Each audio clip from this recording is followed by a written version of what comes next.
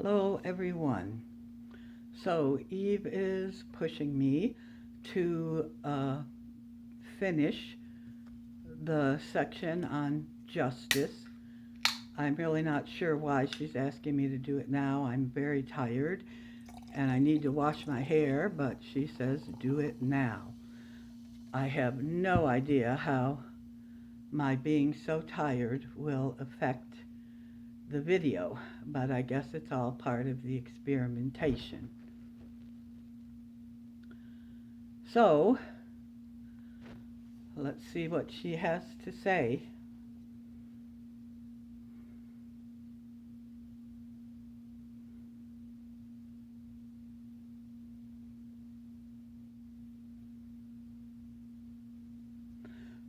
Yes, we wish to continue our discussion of justice.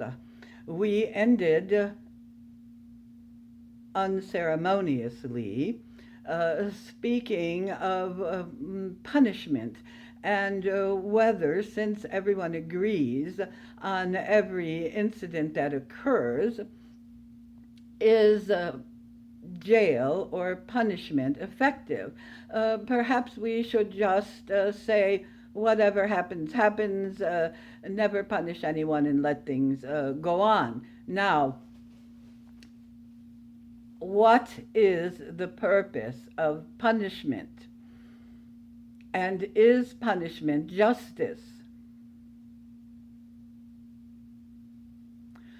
Now, there are those who say punishment is a deterrent. Of course, it is not. But it is part of the belief system that you hold that punishment could be a deterrent to actions that in a particular society are deemed to be incorrect. Is revenge the reason for punishment? This also is to be considered. It is probably, we would say, more relevant than deterrent is. When people's emotions are so upset by a particular incident, a killing, a theft, a kidnapping, an abuse, very, very strong emotions come to the fore and are looking for some kind of release. Love and forgiveness does not always relieve these feelings. And so some form of revenge or punishment is asked for. Now, we wish you also to think of caste systems. Now, we have said that justice is different depending on the society, the time, the mores, etc., so that what may be considered just in one society at one particular time would not be considered to be just at all in another. Take, for example, a sacrifice. We are speaking of the sacrifice of great heroes or of animals. And in some societies, these sacrifices are thought to be a great honor and are thought perhaps to bring about changes that would be considered to be just changes. In other societies, no, these things are abhorrent. So, we wish to leave you with all of these thoughts that you may ponder, and if you have questions about them, be sure to ask. Now, we also wish to talk about the pandemic a small amount and how this pandemic relates to justice. Now, as you may be aware, some countries are having a very difficult time. They are losing hundreds and thousands of their citizens.